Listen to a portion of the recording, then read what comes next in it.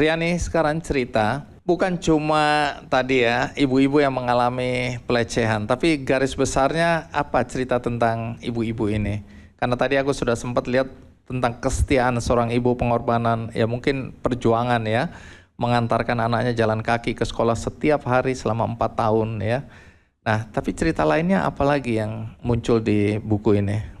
Banyak sekali. Jadi mungkin esensi dari judul buku ini benar-benar tercapture dari kompilasi ke-22 cerita itu.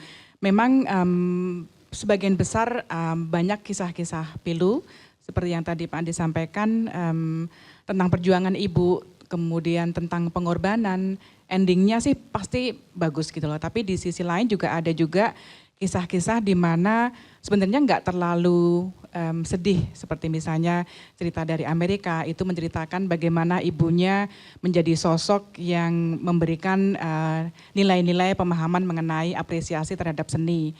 Itu juga tidak ada tearjerkernya, itu satu. Terus kemudian juga ada juga kisah dari Iran itu di mana ayah ibunya itu sebenarnya dari kubu Islam yang berbeda, dari Sunni dan Syiite ya.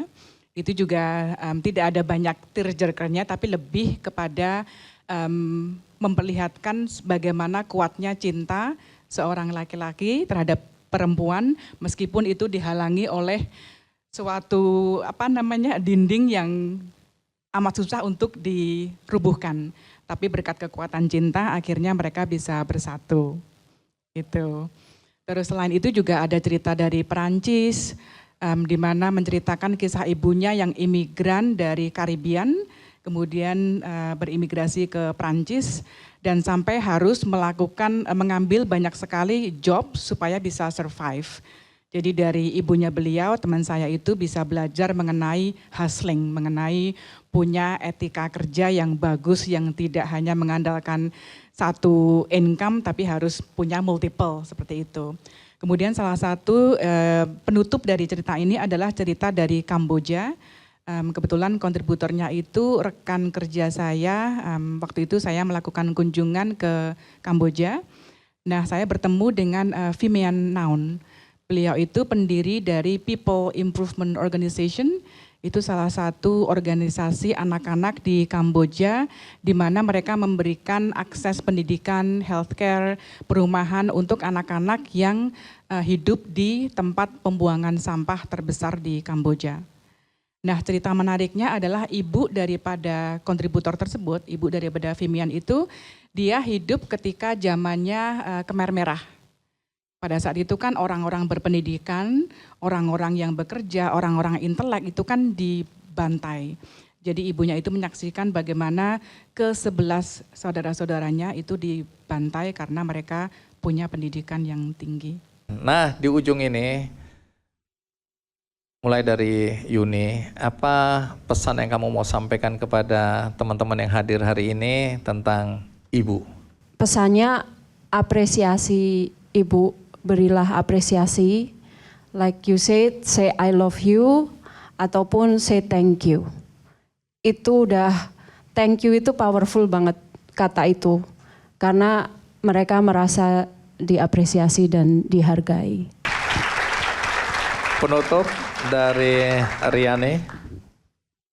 Kalau saya mungkin karena saya juga seorang ibu dan seandainya ada ibu-ibu di sini ataupun ibu-ibu di luar yang melihat acara ini, buat saya adalah jangan merasa sendiri. Karena journey seorang ibu kan meskipun ada suami, ada keluarga, tapi loneliness itu nggak bisa diungkapkan begitu saja. Jadi untuk ibu-ibu yang nantinya bisa membaca buku saya, harapan saya adalah semoga buku ini bisa menjadi suatu penguat bahwa mereka tidak sendiri. Begitu Pak. Baik. Itu inti dari episode Kick Andy Goes to Campus hari ini, teman-teman. Mudah-mudahan ini bisa memberikan inspirasi bagi siapapun juga, baik yang hadir di sini langsung maupun teman-teman yang menonton di rumah atau dimanapun ya. Dan kalau tadi ada yang menyaksikan episode ini di tengah-tengah, tidak dari awal, jangan juga khawatir karena episode ini ditayang ulang di metrotvnews.com. Dan juga ada cuplikannya di channel YouTube Kick Andy Show. Jelajahi cara baru mendapatkan informasi. Download Metro TV Extend sekarang.